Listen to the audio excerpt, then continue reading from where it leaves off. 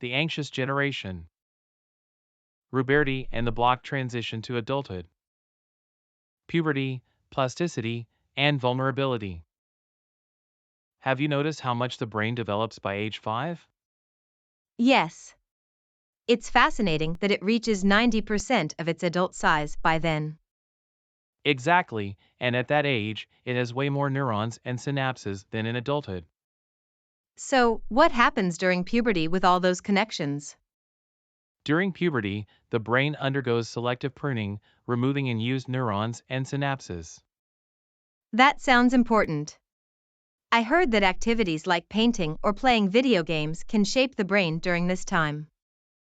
Yes, research shows that neurons that fire together, wire together, meaning repeated activities strengthen those connections. And what about myelination? I've heard that term before. Myelination is the process where axons are coated with a fatty sheath, speeding up communication between neurons. So, this pruning and myelination make the brain more efficient as it develops? Exactly. But this process also makes the brain more vulnerable to stress during adolescence. That makes sense.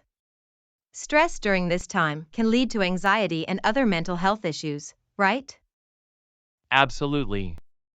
Adolescence is a critical time when experiences can have lasting effects due to increased brain plasticity. It's crucial to pay attention to what children experience during puberty, then. Definitely. It's a sensitive period for cultural learning and brain development. Experience blockers, safetyism, and smartphones. Studies show that children need some stress to grow resilient. Too much safety can hinder that development. That makes sense. I read that chronic stress is much worse than short-term stress. Is that true? Yes, it is. Chronic stress can prevent kids from adapting and recovering, while acute stress can actually be beneficial. Wow, I didn't realize how important those experiences are. What about smartphones? I've heard they have an impact too. Definitely. Smartphones provide endless information but can also reduce interest in real-world experiences. So they're like the cuckoo bird, taking over other experiences? Exactly. Just like the cuckoo pushes out other eggs, smartphones can push out non-screen activities. That's a striking analogy. It really highlights how these devices can dominate their attention. Rites of Passage. I've been reading about rites of passage and how they relate to adolescent anxiety. It's fascinating how communities have rituals for these transitions. Absolutely. These rituals help mark significant changes in a person's life, especially during puberty. Right, and I learned that there are three main phases in these rites: separation, transition, and reincorporation. Yes, the separation phase is crucial. It allows adolescents to step away from childhood and prepare for adulthood. And the transition phase often involves guidance from adults, which is essential for building skills and virtues. Exactly. For example, the Apache have a beautiful ritual called the sunrise dance that marks a girl's first period. I've read about that. The girl builds a temporary hut and undergoes purification rituals. It's a powerful way to signify her transition. Yes, and after that, there's a joyful celebration where the community welcomes her into womanhood. It's amazing how these rites reflect the values of the society and prepare adolescents for their future roles. Many indigenous North American cultures have boys go on vision quests to discover their purpose in life. That sounds profound. What about other cultures? Do they have similar rites?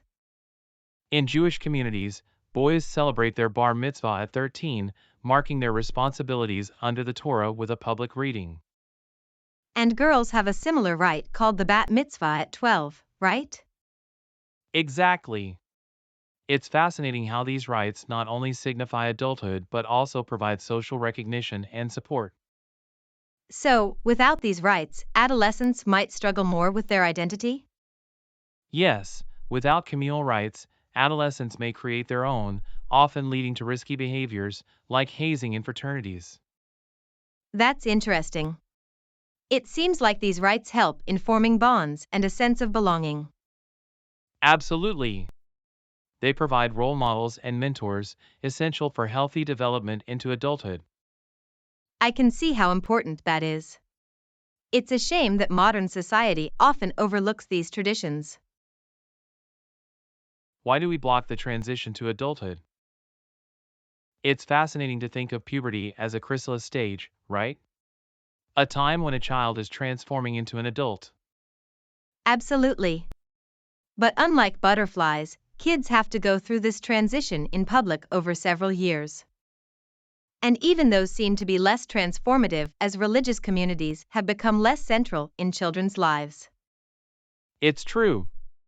There used to be recognized age transitions like getting a driver's license at 16 or becoming an adult at 18. Yes, those milestones were seen as gateways to greater freedom and responsibility. But now, with the rise of the digital world, those milestones seem to matter less and less. And it's interesting to see how fearful parenting has impacted these transitions since the 1990s. Indeed, data shows that activities like getting a driver's license or drinking alcohol have declined significantly among teens. Building a ladder from childhood to adulthood. Have you ever thought about how even-year birthdays can mark significant milestones in a child's development? Not really. What do you mean by that? Well, for instance, at age 6, children start taking on family responsibilities. They can earn a small allowance by completing chores, which helps them feel valued in the household. That makes sense.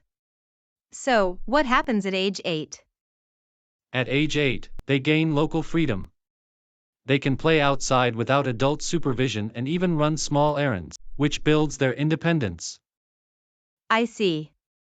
And what about age 10? At 10, they get to roam more freely, similar to what their parents experienced at a younger age. It's a crucial time for them to develop good judgment. What about the transition to adolescence at age 12? At 12, they start seeking adult mentors and can earn their own money by helping neighbors, which fosters a sense of responsibility. That sounds important for their growth. How does turning 14 fit into this ladder? Turning 14 marks the beginning of high school, a time when independence increases along with academic and social pressures. It's a critical transition. And at age 16, what changes occur? At 16, they enter internet adulthood and can sign contracts, get a driver's license, and open social media accounts, given they've shown responsibility. Wow, and then at 18, they become legal adults, right? Exactly. They gain the right to vote, serve in the military, and fully participate in society, marking a significant transition.